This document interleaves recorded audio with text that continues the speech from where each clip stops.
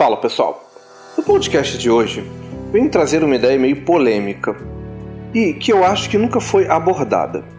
Trata-se da seguinte questão: apesar de um forte discurso anti-LGBT, será que os evangélicos ajudaram a promover a população LGBT e os seus direitos?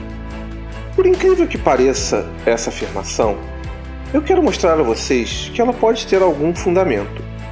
Por mais inusitado que possa ser, fique até o final para ouvir os argumentos.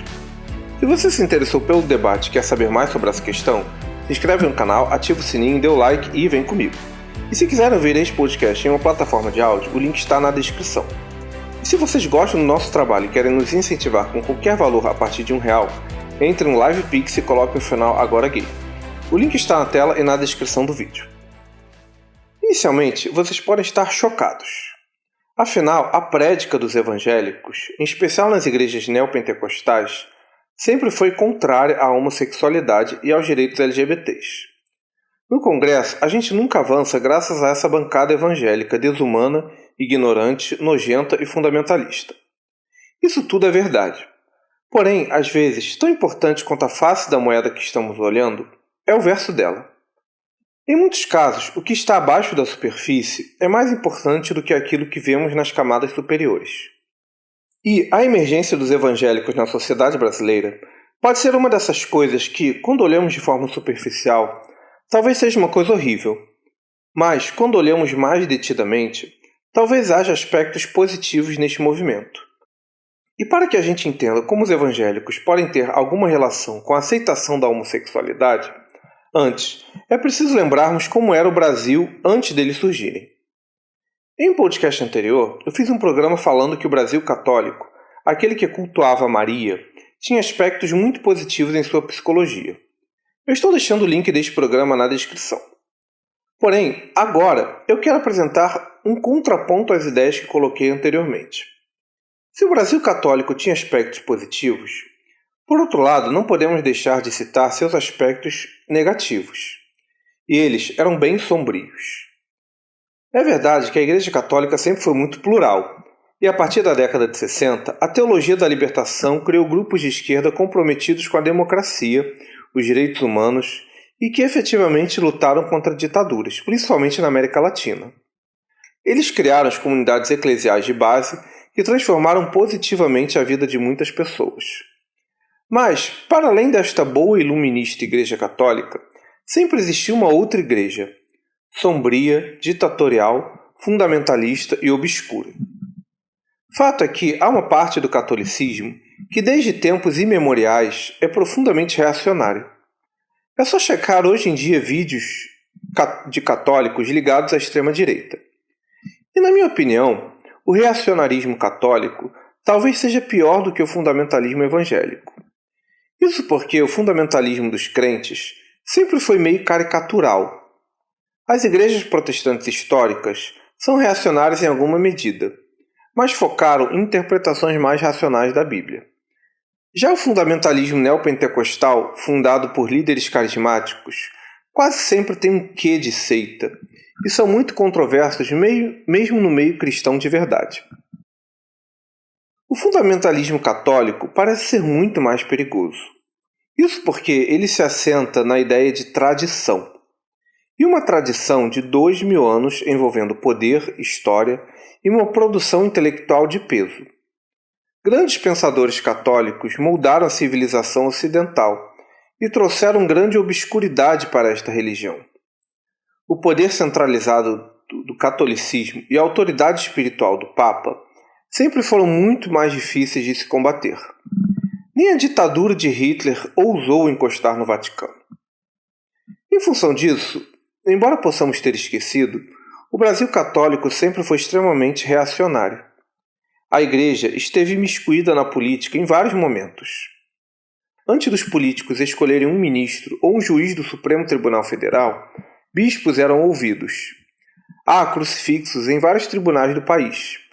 Essa mesma igreja também apoiou a ditadura sob o lema Deus, Pátria e Família. A identidade nacional brasileira se vinculava muito a ser um país católico. Mas a coisa não ficava só na política. Muita gente pode ter se esquecido disso, mas o catolicismo no tecido social era uma coisa asfixiante. Até um tempo atrás, no seio das famílias, não havia opções. Todo mundo era católico por imposição. Você era batizado, fazia catecismo e a primeira comunhão e casava-se na igreja. Era um ritual familiar. A ideia era preservar a tradição. Em casa, as famílias tinham oratórios, santos protetores e havia um forte senso de identificação coletiva e pertencimento nacional que se misturava à religião católica. As pessoas até evitavam criticar abertamente a igreja, ou se dizer espírita kardecista, ou mesmo de religiões afro-brasileiras. Aquele Brasil católico sempre prestava atenção à missa do galo nos natais e ao Papa, ia à missa todos os domingos e vivia para mostrar algo aos outros.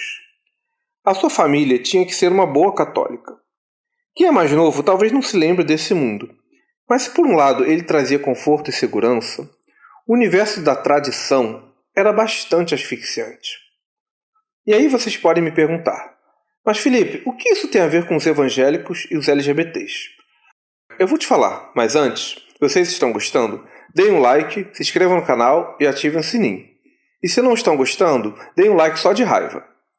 Foi? Então beleza. A emergência do movimento evangélico no Brasil, por mais reacionário que essas igrejas possam ser, talvez tenham tido um papel muito importante na sociedade e que poucas pessoas percebem por estarmos ainda dentro do processo histórico.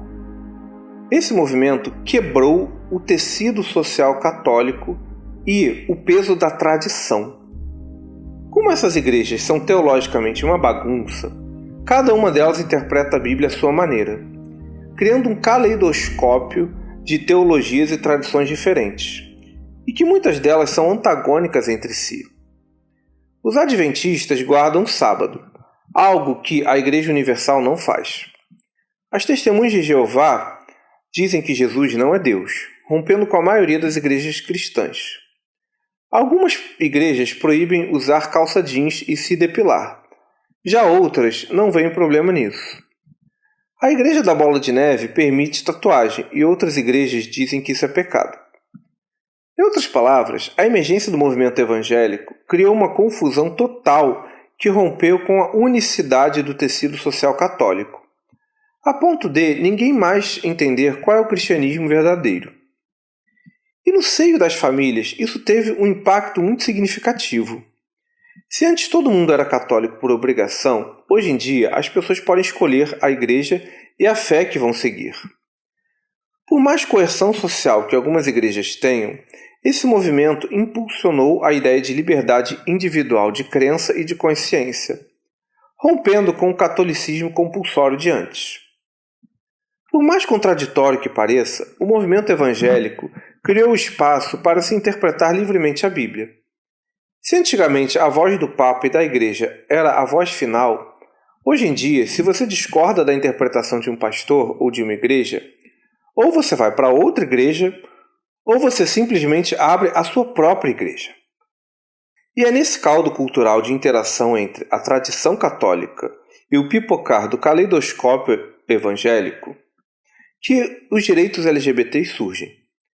A quebra da tradição e a noção de liberdade individual abriu um espaço para as pessoas seguirem suas próprias vidas e seus caminhos, o que pode ter aumentado a tolerância à diversidade no seio das famílias.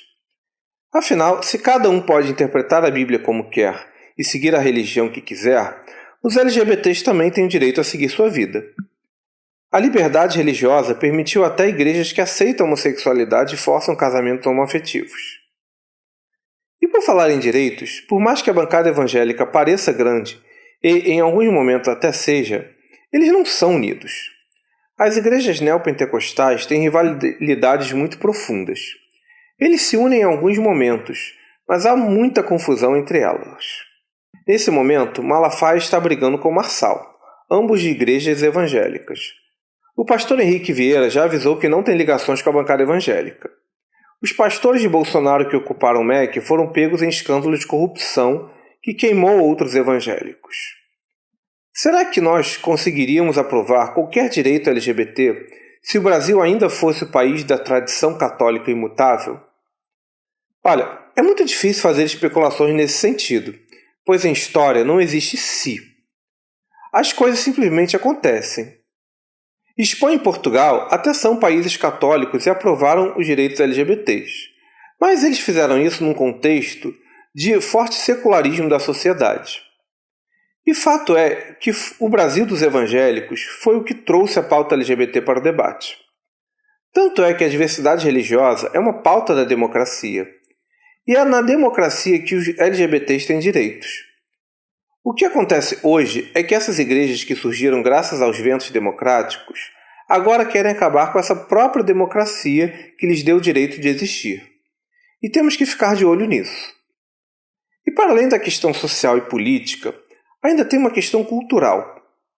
Conforme várias igrejas neopentecostais surgem com suas teologias malucas e com seus pastores assediadores tendo atitudes controversas de exploração e abuso financeiro e psicológico, muita gente acaba se decepcionando e saindo das igrejas. Hoje em dia, há um silencioso, mas expressivo movimento de pessoas sem religião. Inclusive, este é o grupo que mais cresce no Brasil. E tudo isso, em parte, talvez por culpa das próprias igrejas, que muitas vezes são ambientes asfixiantes, cheios de fofoca e fundamentalismo. Por fim, eu acho que ainda vai levar um tempo para olharmos os impactos do movimento evangélico no Brasil. Mas conforme o tempo passa, o que vemos é que talvez os evangélicos tenham ajudado muito mais os direitos das minorias do que qualquer outro grupo. Comparativamente ao Brasil católico, o que os evangélicos fizeram com o cristianismo foi o velho lema de dividir para conquistar. Só que essa divisão aconteceu dentro deles mesmos. Cada igreja evangélica que surge com sua teologia maluca, ainda que possa assustar, num nível civilizacional, ela talvez seja uma bênção e um presente para todos aqueles que combatem o poder da religião. Mais igrejas, menos unificação em torno de um fundamentalismo e menos força de coerção e coesão social. Enfim, essas foram apenas algumas sugestões e reflexões que precisam ser aprofundadas por estudos posteriores. Mas e vocês, o que pensam sobre isso tudo? Este foi um programa do canal Ágora Gay, um espaço para conversarmos sobre filosofia, religião, política e cultura do seu ponto de vista gay. Eu sou Felipe Dias. Lembro que este podcast é um recorte de um tema complexo. Mesmo que você não concorde com tudo, meu objetivo é iniciar um diálogo para ele ser aprofundado por outros pontos de vista.